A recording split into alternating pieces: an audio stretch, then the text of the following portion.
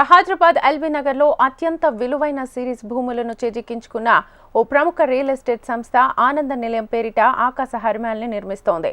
గత ప్రభుత్వ పెద్దల అండదండలతో భూమిని సొంతం చేసుకున్న real estate company high-rise apartments ని నిర్మిస్తోంది. వెంచర్ నేషనల్ హైవేకు దగ్గరగా ఉండడంతో డిమాండ్ కూడా హై లెవెల్లోనే పలుకుతోంది. అయితే గతంలో ఆ భూమిలో కెమికల్ ఫ్యాక్టరీ ఉండేది. ఫ్యాక్టరీ వ్యర్థ జలాలు భూమిలోకి వదలడంతో భూమి పొరల్లో రసాయనాలు పేరుకునిపోయాయని, అవి ఈ నిర్మాణానికి ఏమైనా ప్రమాదం కలిగిస్తాయేమోనని స్థానికులు ఆందోళన చెందుతున్నారు. ప్రభుత్వం ప్రైవేట్ ఫ్యాక్టరీకి కేటాయించిన భూమి రియల్ ఎస్టేట్ కంపెనీకి ఎలా దక్కింది? రియల్ వెంచర్ నిర్మాణానికి సహకరించిన ప్రభుత్వ పెద్దలెవరు? హెచ్ఎంటీవీ పరిశోధనలో తేలిన నిజాలేంటి? అంశానికి సంబంధించి ఫుల్ డీటెయిల్స్ మా ప్రతినిధి అమరీందర్ అడిగి తెలుసుకుందాం లైవ్ ద్వారా. అమరీందర్,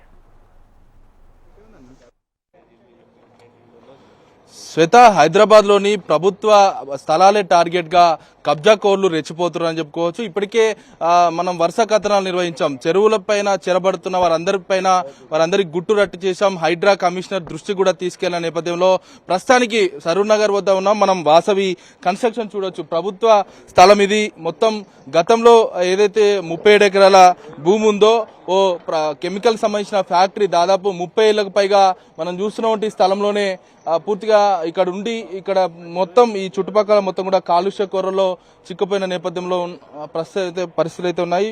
ప్రస్తుతం మనం చూస్తున్నటువంటి వాసవి కన్స్ట్రక్షన్ ఏదైతే ఉందో ఈ కన్స్ట్రక్షన్ మొత్తం కూడా ప్రభుత్వ స్థలంలోనే కడుతున్నారు. గతంలో వాసవి కన్స్ట్రక్షన్ సంబంధించిన వాళ్ళు 2001లో గత రంగారెడ్డి కలెక్టర్ దగ్గరికి పర్మిషన్ కోసం, ఇటు ల్యాండ్ కి సంబంధించిన యాక్యుయేషన్ కోసం వాళ్ళు వెళ్ళిన నేపథ్యంలో గత కలెక్టర్ దీన్ని తిరస్కరించడం, ఏదైతే 2021 సంవత్సరంలో ఐఏఎస్ అమోయ్ కుమార్ నేతృత్వంలో మొత్తం యాక్యుయేషన్ సంబంధించిన పర్మిషన్ రావడంతోనే ప్రభుత్వ స్థలంలో మనం చూస్తున్నట్టు మొత్తం 37 ఎకరాలు 13 టవర్స్ లో ఈ వాసవి కన్స్ట్రక్షన్ అనేది మొత్తం ఏదైతే మనం చూస్తున్నట్టు బహుళ అంతస్తులో అపార్ట్మెంట్స్ అయితే నిర్మిస్తున్నటువంటి నేపథ్యం అయితే ఉంది. గతంలో కూడా కాలుష్య కొర్రల్లో చిక్కుపోయి చుట్టుపక్కల వాళ్ళు కూడా చాలా ఇబ్బందులు పడ్డ పరిస్థితులు అయితే ఉన్నాయి. అసలు వాసవి నిర్వహిస్తున్నటువంటి ఏదైతే అపార్ట్మెంట్స్ ఏవైతే ఉన్నాయో ఇక్కడ పరిస్థితులు ఏంటి, అసలు ప్రభుత్వ భూమిని ఎలా దానదత్తం చేశారు, గత ప్రభుత్వ పెద్దల హయాంలోనే జరిగినట్లుగా ఆరోపణలు వస్తున్న నేపథ్యంలో అసలు ఏం జరిగిందనేది తెలుసుకునే ప్రయత్నం చేద్దాం. ప్రస్తుతం మనతో మాట్లాడేందుకు బీజేపీ ఎల్బీ నగర్ కంటెస్టెడ్ అభ్యర్థి సామరంగారెడ్డి ఉన్నారు. సార్, అసలు ఏ విధంగా చూస్తారు వాసవి కన్స్ట్రక్షన్ మొదట 21లో కలెక్టర్ దృష్టికి తీసుకెళ్లినా గతంలో తిరస్కరించిన నేపథ్యం అయితే ఉంది. ప్రస్తుతం ఈ పర్మిషన్స్ కావచ్చు, ప్రస్తుతం జరుగుతున్న పనులను ఎలా చూస్తారు ఏంటి? ఉమ్మడి ఆంధ్రప్రదేశ్లో 1965లో అప్పుడు ఇక్కడి నుంచి ఉద్యోగ కల్పన కోసం, నిరుద్యోగ కల్పన కోసం అని, ఎంప్లాయ్మెంట్ కోసం అని ఇక్కడ ల్యాండ్ సర్వే నెంబర్ 9లో దాదాపు 183 ఎకరాలు వివిధ సంస్థలకు అలాట్మెంట్ జరిగింది. దానిలో సంస్థనే సిరీస్ కూడా ఒక సంస్థ అందులో. అయితే దానిలో ఈయనకు 2009 సర్వే నెంబర్లనేమో 22 ఎకరాల 9 గుంటలు, అదేవిధంగా 49/13 సర్వే నెంబర్లనేమో 15 ఎకరాల 11 గుంటలు, అంటే మొత్తం 37 ఎకరాల 20 గుంటలు కేవలం నిరుద్యోగ కల్పన కోసమని ఆ రోజు ల్యాండ్ అలాట్మెంట్ జరిగింది. దాని తర్వాత ఇల్లు 2001లో 60లో సంస్థ నడిచింది. సిరీస్ మొత్తము ఈ ప్రాంతం అంతా కూడా పొల్యూషన్ అయిపోయింది. రకరకాల కంప్లైంట్లు వచ్చినాయి. ఎక్కడ కూడా పోలీస్ కంట్రోల్ వాళ్ళు దాన్ని కంట్రోల్ చేయకపోయారు. దాని నిమిత్తం మీరు రెసిడెన్సీ పెరిగింది కాబట్టి సంస్థ ఆపారు. అది గవర్నమెంట్ దీన్ని హ్యాండ్ ఓవర్ చేసుకోవాలి. చేసుకున్నది పోయి 2001లో ఇది రెసిడెన్షియల్ పర్పస్ దీన్ని ట్రాన్స్ఫర్ చేయాలని చెప్పేసి అప్పుడున్న ఉమ్మడి ఆంధ్రప్రదేశ్ దరఖాస్తు పెట్టుకు సిరీస్ కంపెనీ. దానిలో కలెక్టర్ గారు క్లియర్గా దాని మొత్తం కూడా పరిశీలన చేసి దాని రిపోర్ట్ తెప్పించుకొని 2003లో రిజెక్ట్ చేశాడు. దాన్ని ఇది రెసిడెన్షియల్ పర్పస్ కాదు, ఇది ఎన్ఓసి తీసుకోవాలి, దీనికి గవర్నమెంట్ ఎన్ఓసి కావాలి, ఎన్ఓసి రాంది మాత్రం రెసిడెన్షియల్ పర్పస్ కాదు, కేవలం ఇది సంస్థ నడపడం కోసం అప్పుడు 3,000 రూపాయలు దాని వాల్యూ కూడా తీసుకున్నాడు. కాబట్టి అక్కడనే దాని అలాట్మెంట్లనే రాశారు, ఈ రెసిడెన్షియల్ పర్పస్ దీన్ని ఉపయోగించొద్దని చెప్పి అక్కడ దీని క్లియర్గా అప్పుడున్న కలెక్టర్ 2001లో దరఖాస్తు 2003లో రిజెక్ట్ అయింది. 2003లో రిజెక్ట్ అయిన దాన్ని 2021 నుంచి 2021 వరకు దాన్ని పెండింగ్ ఉన్నాయి. 2021లో ఇక్కడ స్థానిక ఎమ్మెల్యే దేవిరెడ్డి సుధిరెడ్డి గారు రెండోసారి గెలిచిన తర్వాత దీన్ని కదిలికి వచ్చేసి 2001లో దీని ల్యాండ్ కన్వర్షన్ నాలా కన్వర్షన్ అయిపోయింది.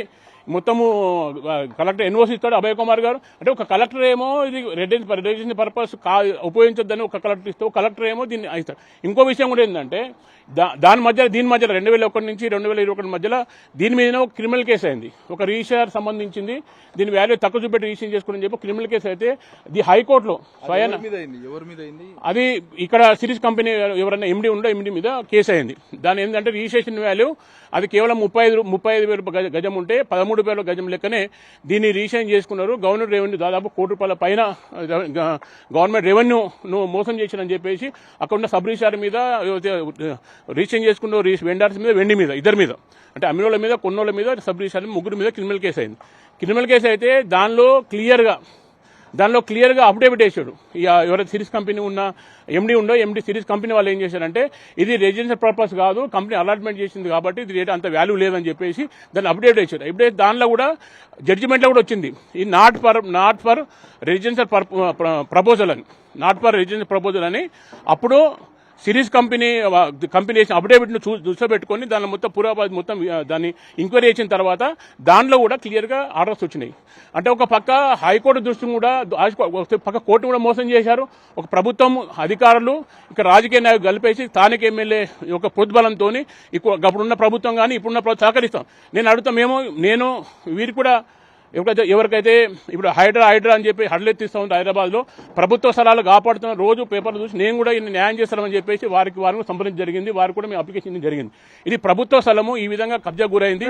సంబంధించిన గతంలో ఇచ్చిన హైకోర్టు ఆర్డర్ కానీ లేకపోతే కలెక్టర్ రిజెక్ట్ చేసిన ఆర్డర్ కావచ్చు లేదా అలాట్మెంట్ లెటర్ కానీ ఇది మొత్తం రెసిడెన్షియల్ పర్పస్ ఉపయోగించద్దనే ఉన్న ఆర్డర్ మొత్తం కూడా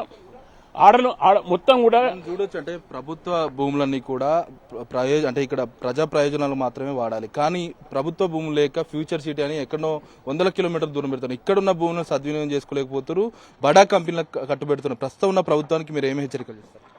నేను ప్రభుత్వంగా చెప్తా ఉన్నామన్నా, ఇప్పుడు ప్రభుత్వం అంటే ప్రజల కోసం పనిచేయాలి, ప్రభుత్వ జవాబుదారీగా పనిచేయాలి. ప్రభుత్వ స్థలాలను కాపాడిన బాధ్యత ఈరోజు ప్రభుత్వాల మీద ఉన్నది. ప్రభుత్వాలే కంచెనే చేనివేసిన మాదిరిగా ఈరోజు కార్యక్రమం చేస్తూ ఉన్నాయి. దీని మీద ఇప్పుడు నిన్న మనం చూస్తాం, చిన్న రిజిస్టర్ కట్టిన తర్వాత కూల్చడము, కట్టే ముందు పర్మిషన్ ఎట్లా ఇస్తూ ఉన్నారు. ఆ విషయాన్ని మనము మరీ దాని ఆలోచన కూడా చేయాలి. ఇప్పుడు హైదరాబాద్ ఉన్నారు, హైదరాబాద్లకు మేము కంప్లీట్ దీని మీద హైకోర్టులో వేసినా కానీ వాళ్ళు జీపీ సరిగా సమానం చెప్పడు. దీనికి సంబంధించిన అంటే ఒక పక్క కోర్టును మోసం చేస్తూ ఉన్నారు, ఒక పక్క ప్రభుత్వాన్ని మోసం చేస్తూ ఉన్నారు. ఈ విధంగా ప్రజల ఆస్తులను కొల్లగొట్టడంలో ఈ రోజు పూర్తిగా బిల్డర్లు రాజకీయ అధికారులు కలిపేసి కార్యక్రమం చేస్తూ ఉన్నారు. దీన్ని ఖచ్చితంగా మేము పోరాడుతూ ఉన్నాము. మేము దీనికి కావాల్సిన సాక్ష్యాధారాలు మొత్తం కూడా పూర్తి నా దగ్గర ఉన్నాయి.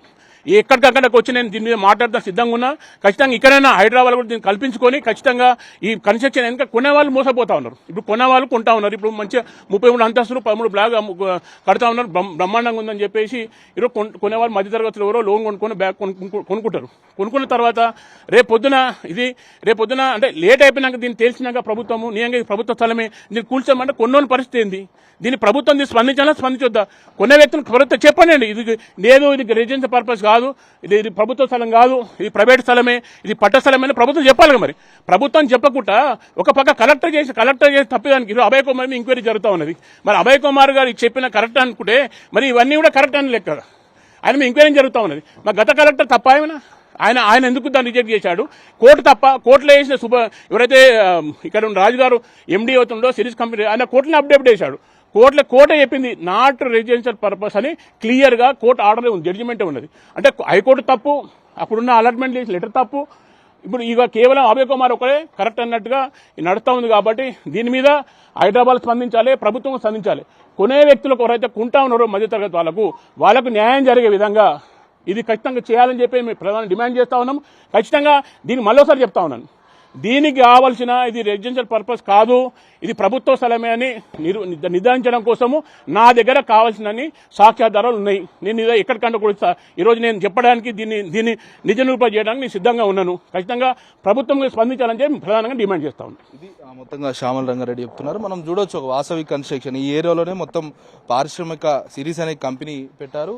దాదాపు 30 ఏళ్లకు పైగా ఇక్కడ కంపెనీ నిర్వహించారు. కంపెనీ నిర్వహించిన సందర్భంలో ఇక్కడ పూర్తిగా పొల్యూషన్ ప్రాబ్లం కూడా వచ్చిన పరిస్థితులు నెలకొన్నాయి. చాలా మంది ఇక్కడ గత 20 ఏళ్ల నుంచి కూడా వాటర్ ప్రాబ్లం వల్ల చాలా ఇబ్బందులు పడ్డ పరిస్థితులు అయితే ఉన్నాయి. అయితే ఈ పొల్యూషన్ వచ్చినటువంటి ఈ ఏరియాలోనే ప్రస్తుతం ఒక బడా కంపెనీ ఈ ల్యాండ్ను చేజిక్కించుకోవడం, ఆ తర్వాత మనం చూస్తున్నటువంటి ఏదైతే ఉందో కింద గ్రౌండ్ దాదాపు 100 అడుగుల లోతు కూడా కిందికి తీయడం, అక్కడి నుంచి మొత్తం పిల్లర్ ద్వారా రూటింగ్ ద్వారా మొత్తం దాదాపు 13 టవర్లు కూడా నిర్మించేందుకు సిద్ధమవుతున్నారు. దాదాపు ఆల్మోస్ట్ ఇప్పటి వరకు 10కి పైగా టవర్లు కూడా సిద్ధమైన నేపథ్యంలో ఇంకా టవర్లు కూడా కంప్లీట్ అవుతున్నాయి. ప్రభుత్వ భూమిని ప్రజా ప్రయోజనాలకు మాత్రం వాడాలి, కానీ ఇక్కడ మాత్రం కమర్షియల్ గా ఒక వాసవి అనే ఒక బడా కంపెనీకి దానదత్తం చేసిన పరిస్థితులు అయితే ఉన్నాయి. గత బీఆర్ఎస్ నేతలు దీనిపైన వాసవి కన్స్ట్రక్షన్ వెనుకుండి నడిపిస్తున్నారన్న ఆరోపణలు కూడా ఉన్న నేపథ్యంలో ప్రస్తుతానికైతే మనం చూస్తున్నటువంటి వాసవి కన్స్ట్రక్షన్ మొత్తం కూడా ప్రభుత్వము ఇటు హైడ్రా ఒక డిమాండ్ అయితే వ్యక్తం అవుతున్న నేపథ్యం అయితే ఉంది. ప్రస్తుతం మరికొంతమంది ఉన్నారు, మాట్లాడించే ప్రయత్నం అయితే చేద్దాం. అసలు ఎలా చూస్తారు అంటే ప్రభుత్వ భూములు ఇక్కడ చుట్టుపక్కల కూడా గతంలో సిరీస్ కంపెనీ మెయింటైన్ చేసినప్పుడు కూడా పూర్తిగా కాలుష్య కొరలో చిక్కున్న పరిస్థితులు, ప్రస్తుతం ఎలా చూస్తారు? ఈ కాలుష్య కొరలో ఈ ఏరియాలోనే ఇలాంటి కమర్షియల్ కాంప్లెక్స్ నిర్మించడం అంటే ఇది ప్రభుత్వంలో ఉన్న అధికారులు చేసే అవినీతికి నిలువెత్తు సాక్ష్యం అన్నమాట.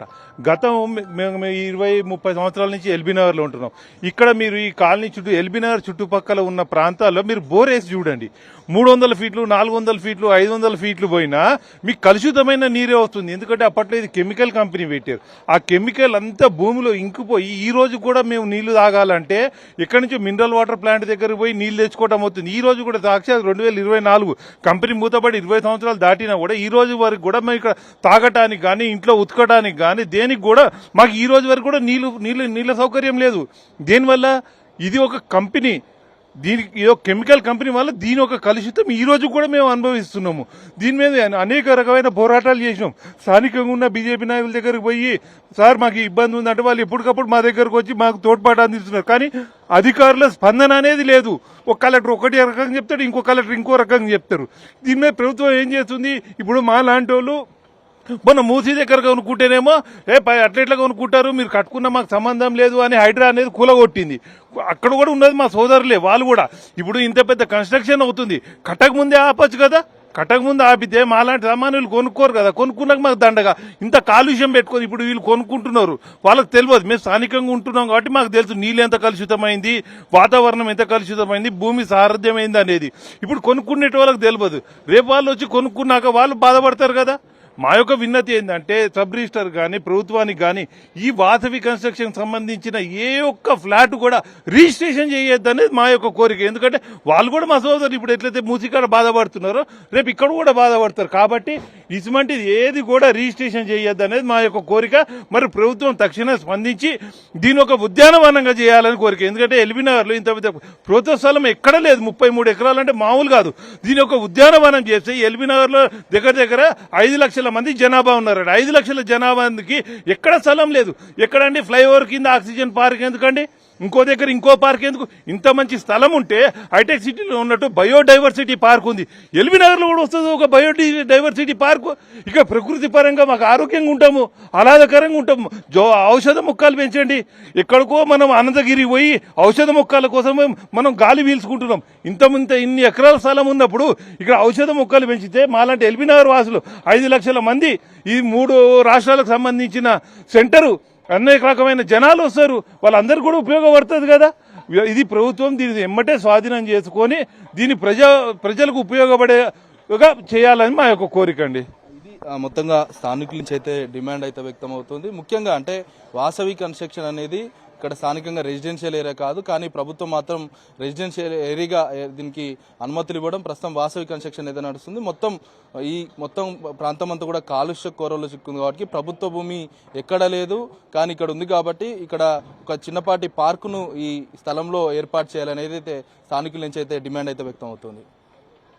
Vote studio.